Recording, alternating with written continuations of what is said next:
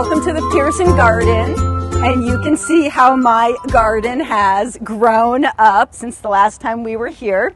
My zucchini, my celery, scallions, pea pods, my tomato plant, broccoli, and I'm still thinking this is a tomato plant. We'll see in a few weeks. Cauliflower, lettuce, and then my cucumbers. Now, when we first planted the seeds, I realized that the seeds give the seedling all of its energy. And now that my seedlings have turned into full-blown plants, I now need to make sure that my plants are getting enough nourishment. I always thought water was enough. You always heard to water your garden.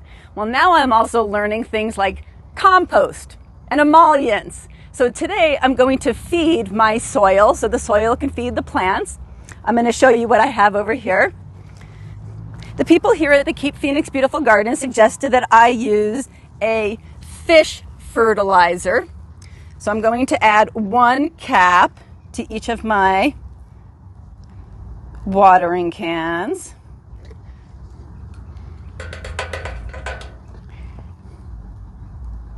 And I need to be honest, I don't fully know what's in here, but I do know that nourishing the soil is important. Before I water my garden with the fertilizer, I'm going to talk a little bit about compost.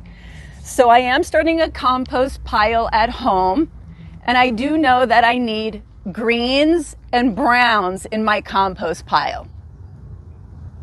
So my greens are my kitchen scraps, and my browns are going to be paper products, but not napkins or paper towels.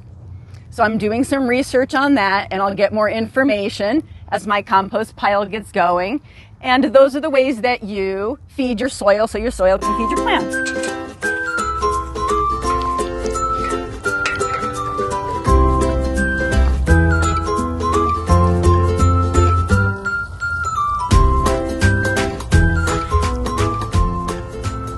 And I do want to mention that I'm really trying to get down into the roots.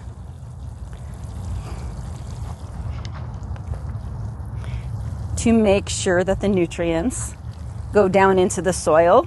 So when the roots are growing down, they get to the nutrients and they nourish my plants. I'm going to keep an eye on this lettuce right here. That one doesn't look as strong. Now, I wondered if this was going to have a fish smell to it, and I really can't smell anything. So in case you were wondering.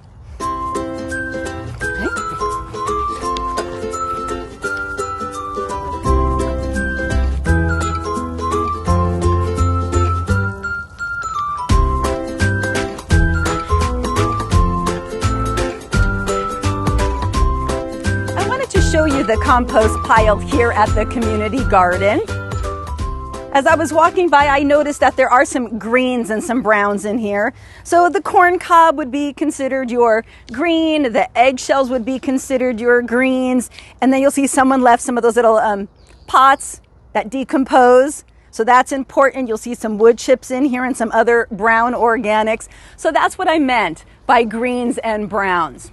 Now, I need to mention a little story here. I know my neighbors are watching these segments because we do have the Pasadena Neighborhood Pollinators Facebook page. But over the summer, I was getting tomatoes from different neighbors. One neighbor's tomatoes were the best. And I said that to this neighbor.